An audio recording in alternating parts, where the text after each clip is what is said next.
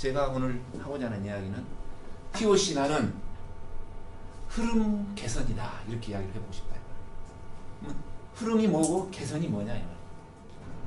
근데 그 흐름이 여기서 이쪽은 물류, 어떤 눈에 보이는 물자의 흐름 중심으로 보는 영역이 있어요. 물자의 흐름으로 보는 영역이 있어요.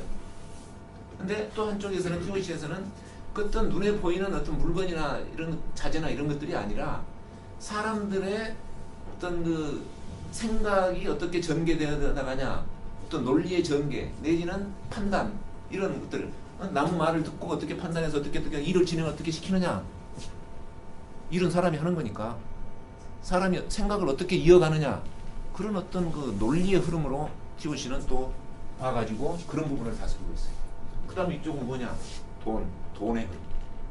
돈이 어떻게 이렇게 사용이 되고 투자가 되고 어떻게 해서 어떻게 됐을 때 그 돈이 정확하게 흘러가는 것이 눈에 보이게 하고 올바르게 의사결정하고 할 거느냐, 이렇게. 그래서 저는 세 가지의 큰 흐름으로 봅니다. 물류, 저는 이거를 뭐 사고류라는 말을 쓰는데, 제 책에 2002년도에 출판한 제 책에 보면 사고류라는 말을 제가 썼어요. 그 다음에 이거는 뭐예요? 돈의 흐름. 뭐 말이 되는지 모르겠습니다. 재화류 그랬어. 물류, 사고류, 재화류. 저는 이 세 가지로 그 흐름으로 봤었습니다.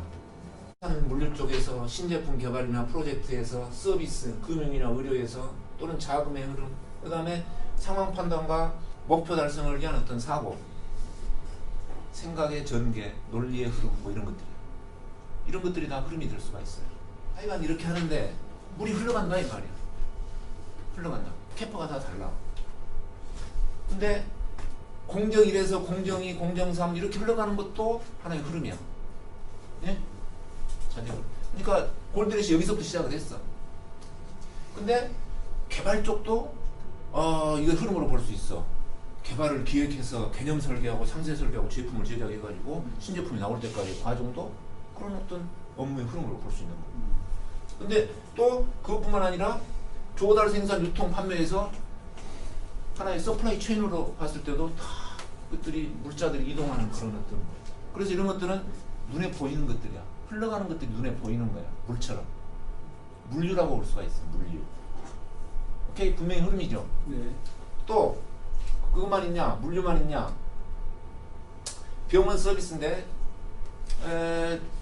지금 여기에 뭔가가 병원에 환자가 와가지고 서비스를 받아서 퇴원해서 갈 때까지, 자, 맨 끝에 있어. 케어 홈. 집에 간다고 말이지. 퇴원해서. 그때까지의 어떤 일에 흐르는 과정들이 나름대로 이렇게 다이어그램으로 그려져 있어. 멕시코만에서 무슨 그 유전 뭔가 파이프가 그렇죠. 터져갖고 네. 이렇게 바닥에 탁 기름이 덮여 있었던 데였어. 근데 이제 그걸 치워야 되는데, 그 치우는 작업이 보통 작업입니까? 그 우리나라 보면은 무슨 솜 같은 거 얹어갖고 막 해내고 뭐 하고 그러잖아요. 그런 장비, 그 다음에 그거를 또 배가 끌어가지고 이렇게 하는 거, 뭐 하는 거 이렇게 하는데, 이제 그 치우는 작업을 하는데 어떻게 했으면 좋겠냐. 그래가지고 TOC 전문가한테 이걸 의뢰를 했어.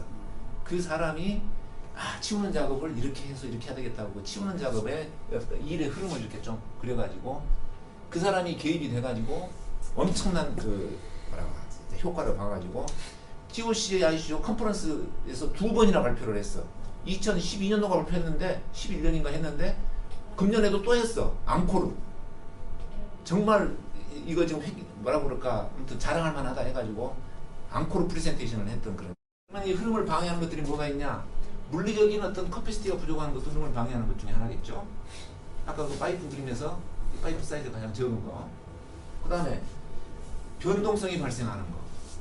변동성이라는 것은 예기치 못했던 돌발적인 상황들입니다. 여러 가지가 있어요. 변동성이라는 것은. 갑자기 기계 고장난 것도 있고, 있던 게 없어지는 것도 있고, 또 아픈 것도 있고, 등등 여러 가지. 예상치 못했던 것들이 있어. 그런 것도 흐름을 막는 거야. 정책에 오류가 있을 수도 있고, 성과 측정이나 평가가 불합리할 수도 있어.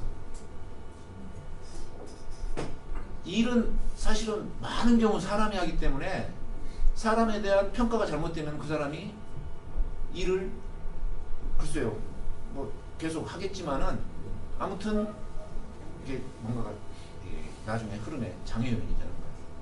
그래서 골드렛은 그런 이야기를 하죠. 대부분의 기업에서 열심히 일해라. 그러면 내가 너를 평가를 잘 해주겠다. 보상을 해주겠다. 근데 사람은 그렇게 말해도 안 듣는다 이 말이야.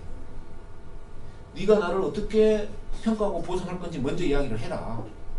그러면은 내가 거기에 맞춰서 일을 하겠다. 만약에 네가 나를 불합리하게 평가하고 보상을 좀 불공정하게 한다면은 나도 그렇게 맞춰서 내가 일을 할 텐데 나도 불합리하게 일을 할 텐데 그렇다고 해서 나를 나무라지 마라. 이제 그렇게 모든 조직이 생각을 해야 된다 이 말이야. 그 말은 무슨 말이냐면은 대부분의 경영자는 먼저 종업원이 열심히 일을 해주기를 바라면서 그 다음에 그거야 저도 평가를 하는데 실제 조직을 옮기려면 그렇게 하는 게 아니다 그 말이야. 경영자가 먼저 올바른 성과 지표와 이런 것들을 가지고 조직을 끌고 와야 종업원들이 거기에 맞춰서 움직이고 그랬을 때 조직이 더 활성화된다 그 이야기. 근데 기존의 어떤 그 성과 지표의 개념을 이 골드렛은 좀 바꾼 겁니다. 그 다음에 이것도 마찬가지 비논리적인 사고. 자 이거는 눈에 보이지 않는 겁니다 사실. 근데 사람의 머릿속에 비합리적인 생각들로 가득 차 있으면은 그때는 모르지만 나중에 지나놓고 보면은 이게 이제 아주 큰 어떤 걸림돌도 폐단이 어쨌든 내가 입이 좀 터졌는지 아무튼 사람의 논리적인 생각이 그만큼 중요하다. 논리적인 생각, 합리적인 논리적인 생각. 오케이. 근데 논리의 근본에는 뭐가 있냐면 인과관계가 있는 거야. 그러니까 교실에서 굉장히 중요하게 생각한 것이 인과관계. 인과관계를 빼면은 핵심을 잡아낼 수가 없고 물류는요 인과관계 몰라도 저절로 인과관계가 있어요. 뭐예요? 앞공정에서 잘못되면은 뒷공정이 잘못된다. 저절로 인과관계가 맥혀져 있잖아. 그러니까 그거는 그렇게 훈련 안 시켜도 여러분들이 훈련 안 받아도 작업자들이 너무나도 잘 알아. 모노츠꾸리에서는 그게 어려운 게 아니에요. 작업자들 훈련만 시키면 돼 조금씩. 근데 물류가 아닌 다른 곳에서는 논리적으로 인과관계를 캐지 않으면은 답이 안 나오고 해결책이 안 나오는 거예요. 그거를 우리가 훈련을 해야 되는 거예요. 여러분이 특히 관리자가 네? 가방끈이 좀 긴 사람들이. 그래서 사실은 이거를 통해서 이런 쪽을 통해 가지고 TOC가 많은 일을 하는 겁니다. 아까 서비스니 병원이니 뭐 정부니 상당히 이런 쪽. 그리고 이제 어떤 제조나 이런 품질이나 이런 쪽에서는 이쪽에서 접근을 하고 있는. 근데 이게 상당히 많이 섞여 있어. 그러니까 그것을 우리가 이제 배우자. 자, 지금부터 흐름의 관점에서 이러이러한 흐름을 이렇게 개선하는구나. 그런 식으로 여러 가지 영역에서 제가 한번 좀 풀어가 보려고 합니다.